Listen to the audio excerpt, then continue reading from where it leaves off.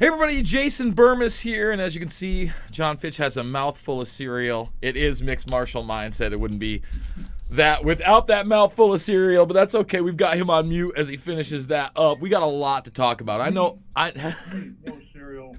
Get out of here. What is it? Meat. Oh, it's just meat? Turkey.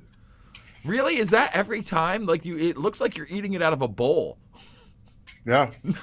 Spoonish. Shove it in my face. So, folks, this is how you become I'm refueling, man. It's refuels time. a mixed Worked martial out, have my shake. mixed martial arts champions literally spoon meat out of a bowl. So there's tip number one.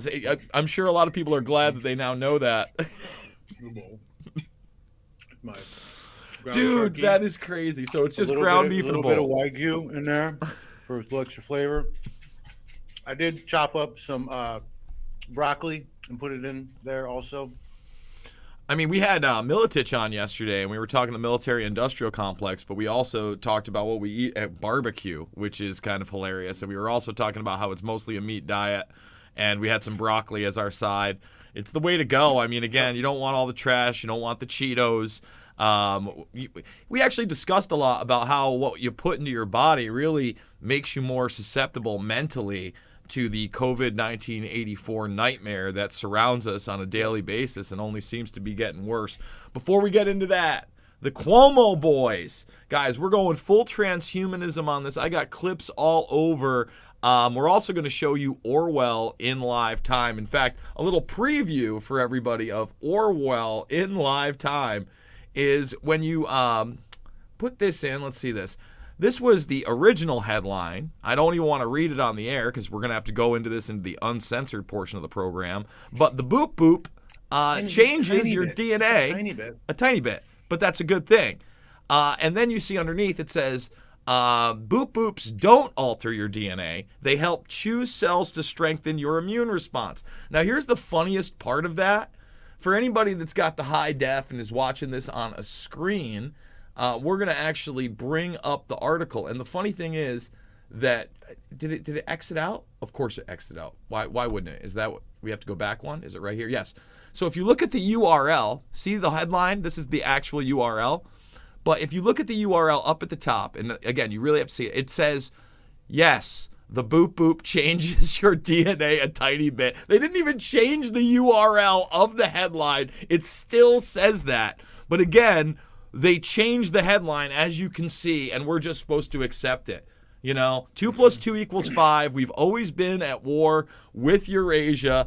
So we're going to talk about MMA, big card coming up this weekend. Actually, Great had fun. weekend of fights. Ooh, big fights. I had fun watching the card this week. John Fitch, tell everybody where they can find everything johnfitch.net, and tell them about the John Fitch Knows Nothing podcast.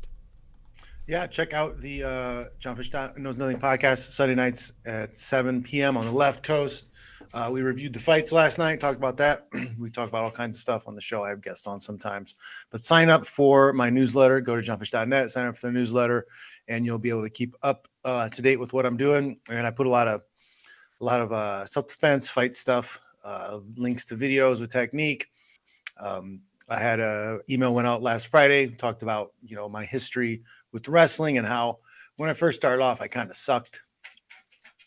I sucked until about the 7th grade. And then I was a little bit about average in 7th grade. And then I kind of explained why, my mat time went from, I did half seasons until 7th grade. So I only had about 6 weeks of actual training in wrestling up until 7th grade. And then I had a full season. So I had 12 weeks of wrestling. And then I did freestyle for the first time. So that turned that 12 weeks into 18 weeks. Right. And that mat time made a big difference leading into 8th grade. That summer, I also started lifting weights, and I started going to camps. I went to a wrestling camp. I went to Michigan wrestling camp. I went to a stay weight camp. And, so I ended up 19 weeks plus lifting. I started 8th grade with a 6-pack, first 6-pack in my life. And I lost one match that year. And I just kept that momentum of that workload up. And, most people's problems with not being good is you need to do more reps. Oh, I lost your sound. Thank you, because I did hit that mute button. Just so people understand the kind of commitment John Fitch made. John Fitch is kind of an unprecedented character. He is a walk-on at Purdue and became the team captain in short order. Like, that's not a small accomplishment, man. If you had never gone professional, if you've never become a mixed martial artist, just the determination to get to that level, just to become a walk-on at a D1 anything takes a lot, you know what I mean? But not only to walk on there, but take charge and really become a leader of that program. It's super impressive, and it shows that, again, you bring it all the way back to like 7th grade when you were just starting to really become, from that transition of a boy to a man, and basically saying, I'm going to commit to this. And I don't see the new generations having that kind of drive in a lot of respects, whether it be wrestling or anything. It's hard. I'm so stressed. It's hard. I was out with a young lady friend, and she was talking about her brother and how her brother was trying to convince her to do his paper. He had to write like a 10-page paper or something or whatever. Not even that long, probably, but like he didn't want to do it. It's so hard. It's going to be hard. I'm stressed. I couldn't. I don't know, man. It was hard to listen to. I was like, wow, this is crazy. Just craziness. Let's get into the Cuomo thing because, we've been talking about it a little bit. We've talked about the obfuscation of, the real scandal of the nursing homes, the New York City policy. Murdered a lot of old people and saw absolutely zero consequences. No one brought it up. He's not getting dragged through the mud because he murdered a bunch of old people. It's like, yeah, he played a little bit of grab ass, which is also bad. Well, here's the thing. Look, let's talk about that because I'm not going to excuse the guy's behavior, but at the same time, we still, with all the investigations, we haven't seen any real criminal charges being brought his way, yes. Right? So like that's slaps on the wrist and like a big.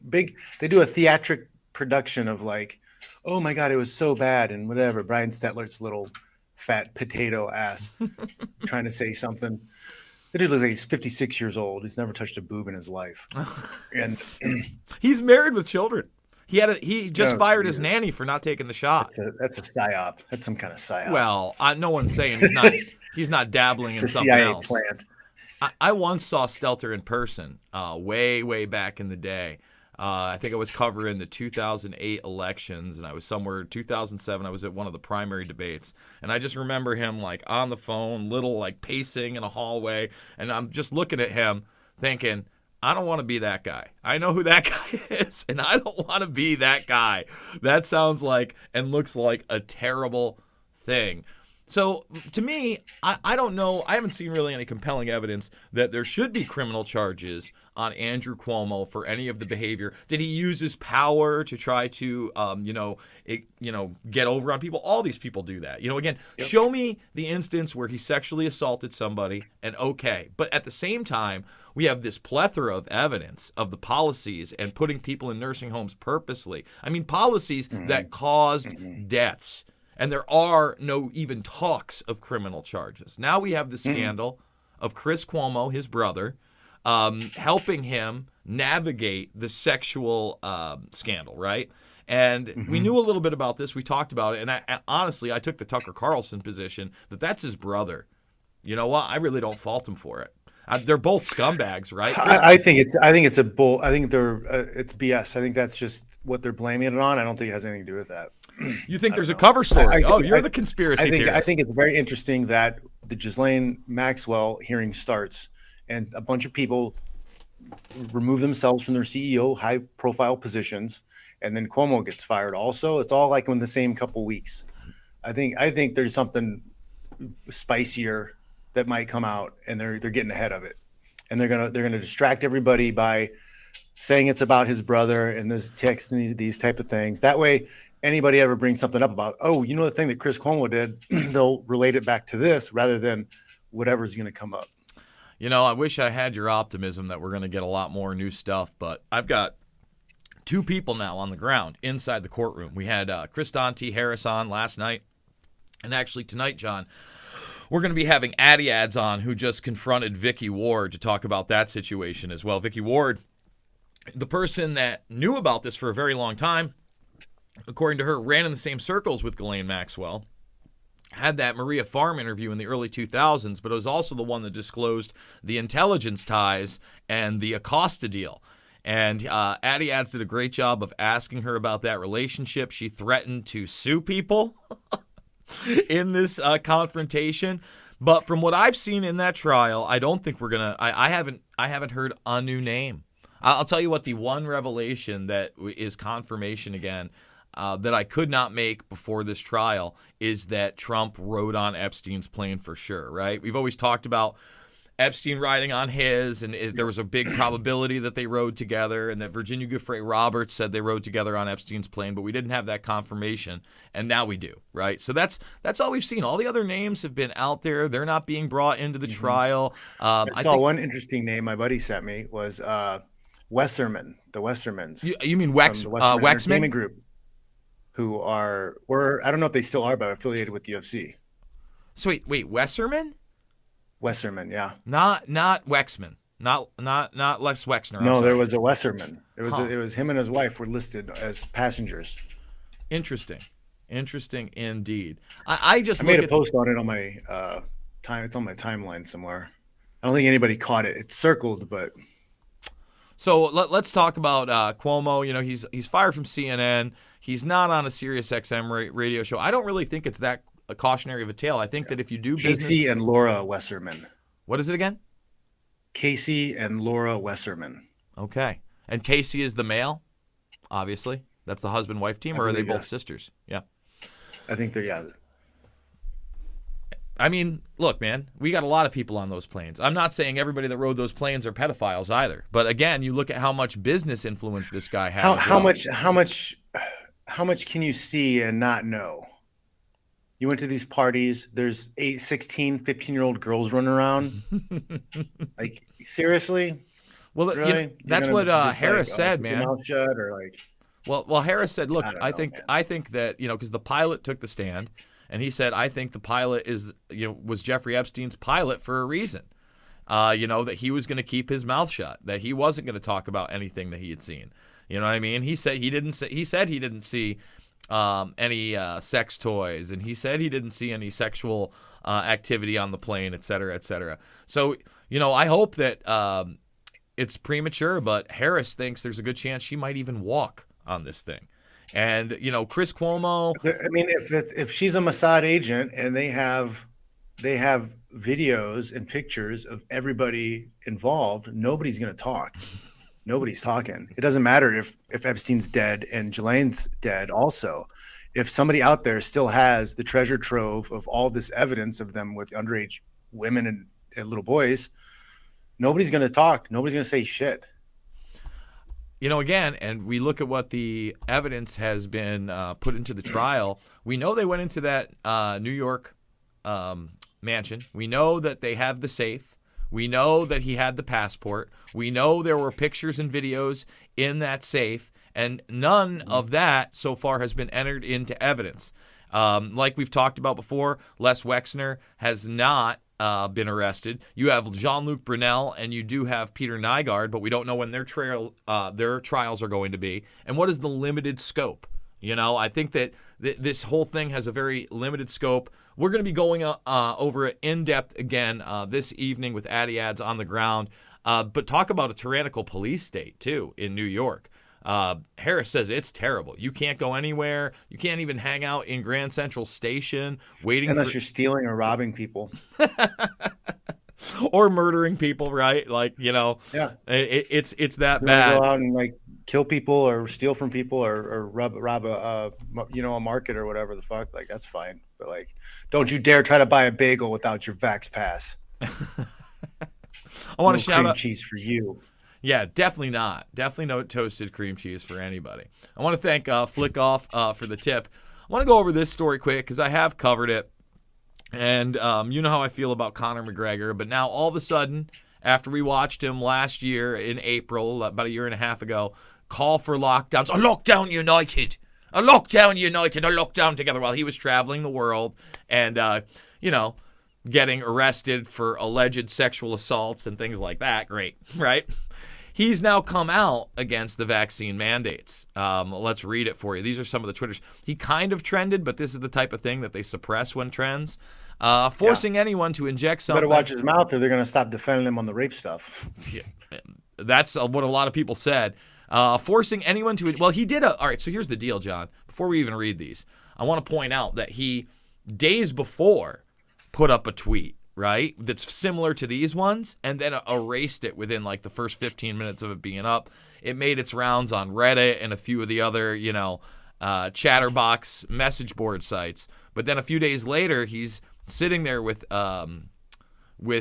Ireland's ninth, the current serving president, Michael D. Higgins, and he says, forcing anyone to inject something into their bodies they do not wish to is abhorrently wrong. I am not against, you know what?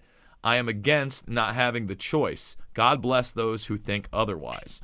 So, he lightly treaded there, but at the same time, we know he's not a good person. We know that, that 2018 incident has been covered up by the media. The UFC won't talk about it.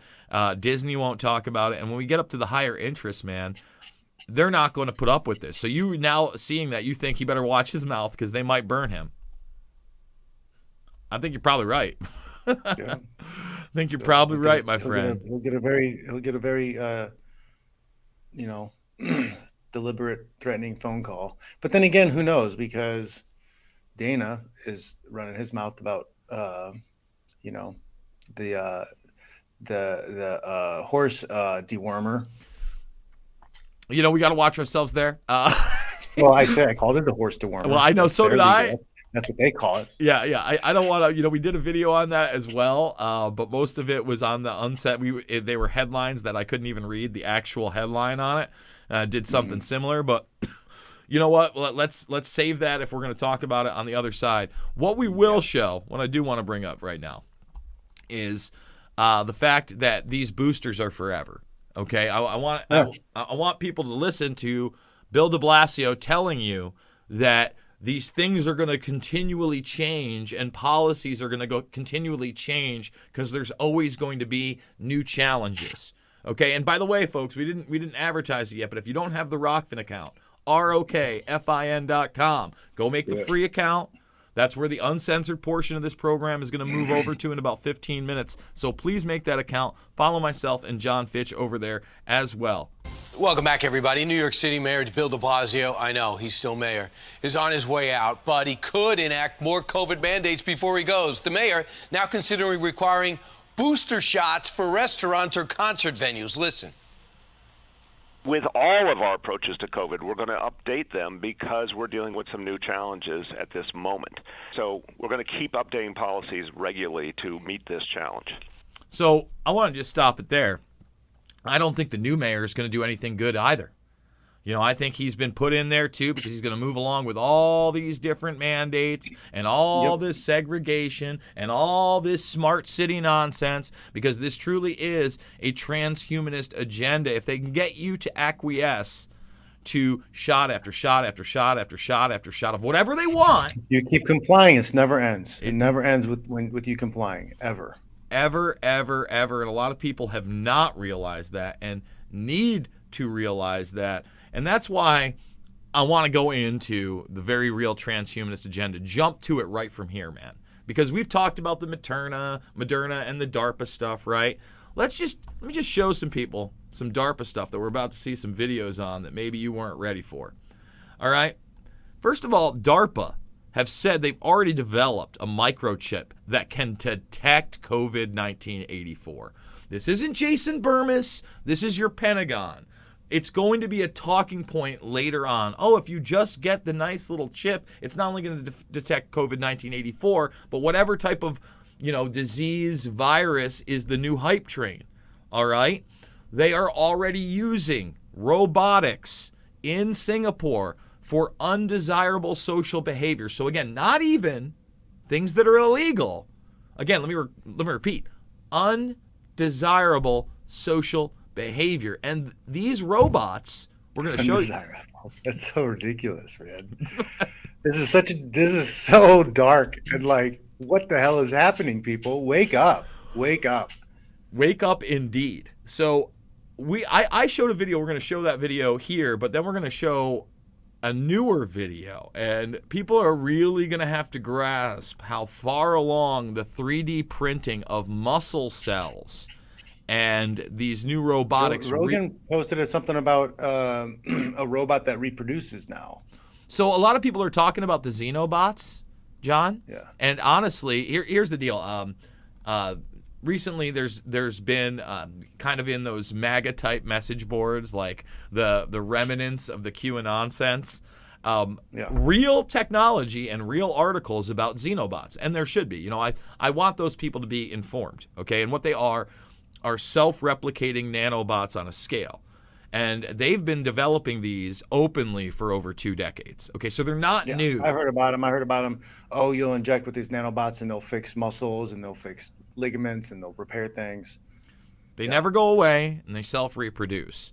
And the latest version of them are kind of on the are called Xenobots, and people are sending that around. But I would encourage people to do their own research beyond what you've seen the last couple of years and realize that this technology has been going on for a very, very long time, and now it's just being publicized. Just like we talk about 3D printing of, you know, food and muscles, and now, you know, just about everything. When we look at these muscle cells, we're going to show you, John, what they had a couple years ago and how far it's come in just 2 years. We played the video with Pat from yesterday with the couple years ago, but first I want to show people the robotic expressions on some of these faces. Like, this is how far robotics has come and developed. So let's play this right here. Yeah, this was terrifying. Oh, it's going to be more I was hoping terrifying. this wasn't real.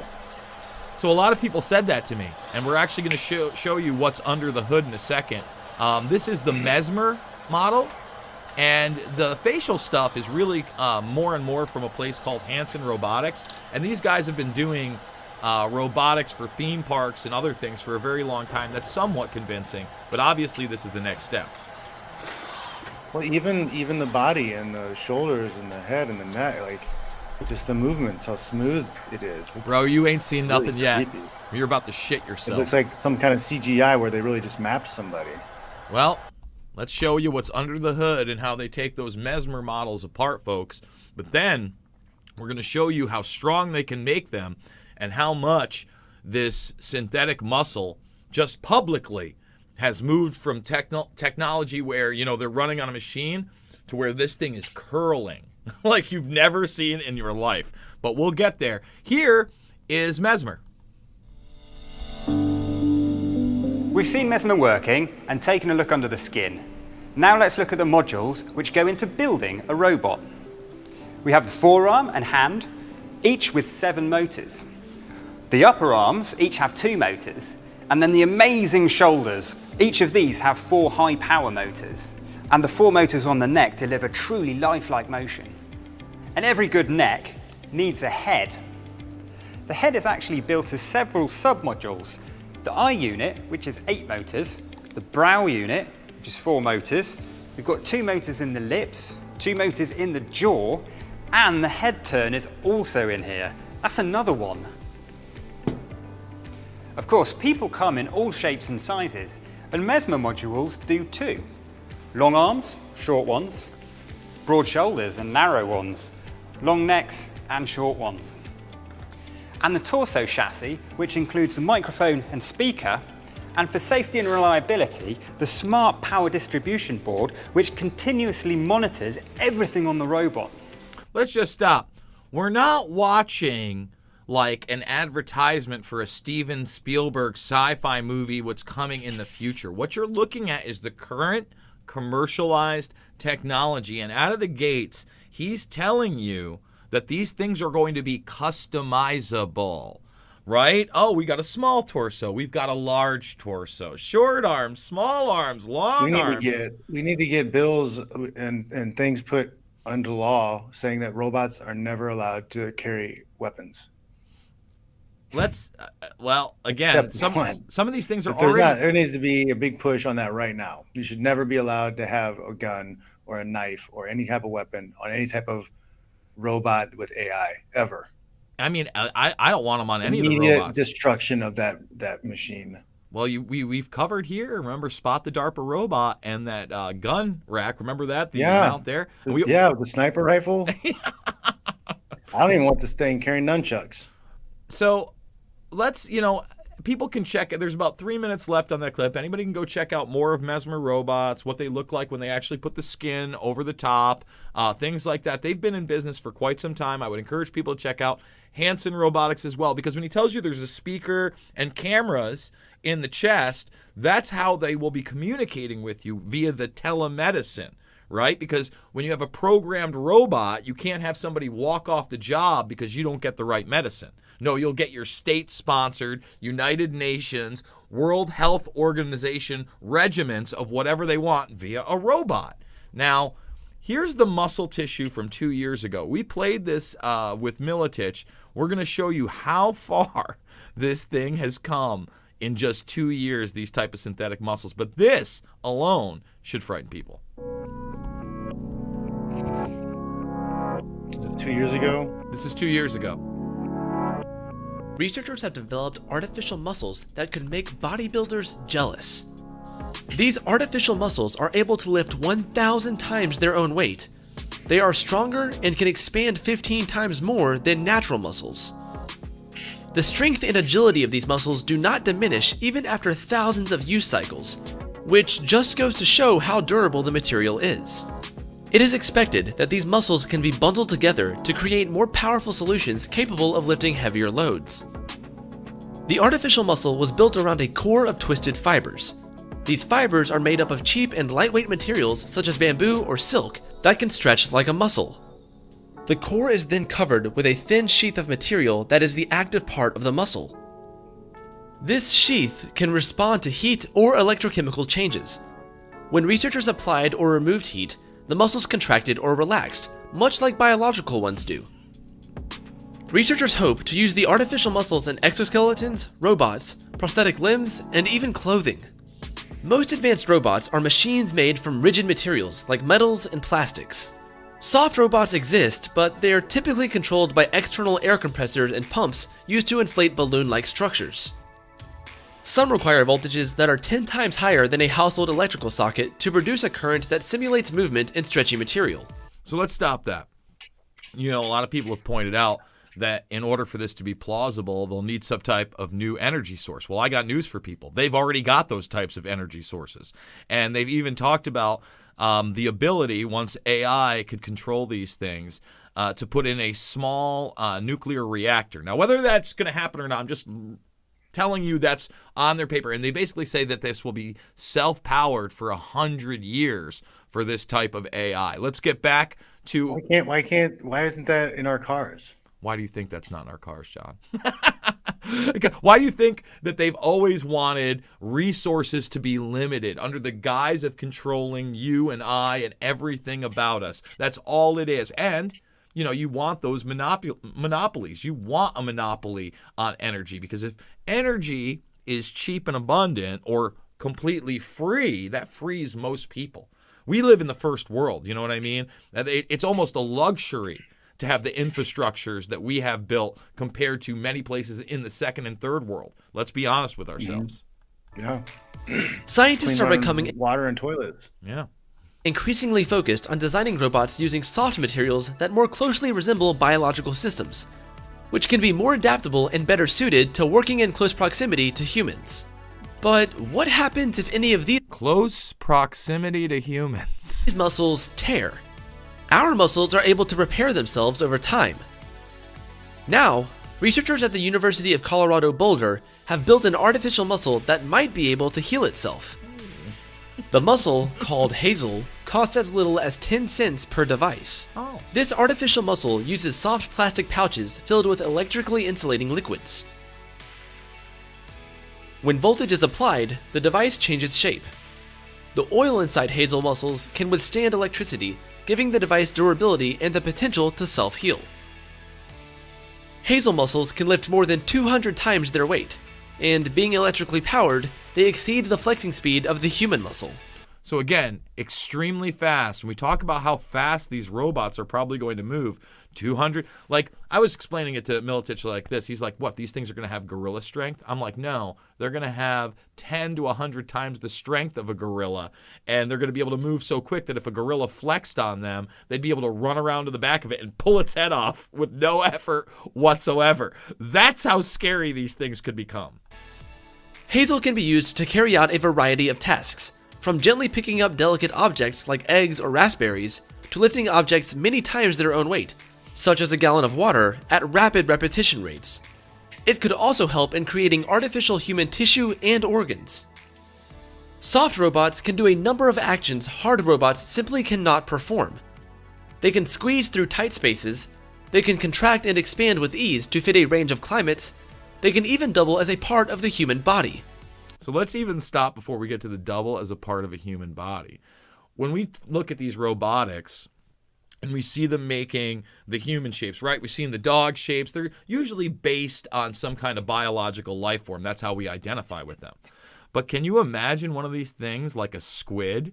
We've seen those things, they look gigantic. They're this huge muscle, and then they can squeeze through such small areas. Yeah. I mean, you're getting to like T2 liquid type devices, and we know they have that type of material as well. We could show that to the folks after this. But again, this is wrapping up 2 years ago, and then we're going to get into a test that was run a month ago with these synthetic muscles. Wow. Despite the benefits, perfecting soft robotics has been a struggle for engineers for decades. Yet it has seen progress in recent years. A major soft robotics innovation was a muscle that could help the human heart maintain proper rhythm. This soft robotic sleeve twists and squeezes in a motion similar to the way a heart beats. This opens new treatment options for people suffering from heart failure. And the field of soft robotics and artificial muscles could revolutionize the medical industry as a whole, as well as have massive impacts on how labor is performed by workers. So let's stop it there. They give you the, hey, this could help with heart. And again, technology to empower human beings, I'm all for it. You know what I mean? That's what it should be used for. But then when they show you on the work sites, they're getting you ready to be replaced by these type of robotics. So here it is, folks. You want to see how far those artificial muscles have come?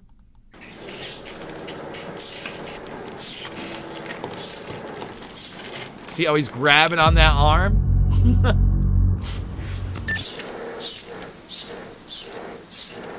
So there they are. Those are those long threaded muscles that we had seen. And, for those just listening to this, I mean, you're watching basically this thing move in very rapid fashion, and forget about just facial. Look at its hands. You can see on the inside which muscles are moving. They're showing it contort side to side. There's a lot of dexterity with the fingers. Amazing dexterity with the fingers. It's almost human-like. You look at that, and again, you have the points and the joints, but as that happens, even the palm, whatever they put material there, you can see that contracting and moving as, the muscles are contorting. And here it goes, picking up a dumbbell. As, again, he grabs parts of the muscle. That would be like someone grabbing your hand and trying not to. Listen, is it perfect? No, but is it frightening that this is where we are publicly? Yeah. So, I'll tell you what, folks. What we're going to do from here is we are going to go live on the Rockfin.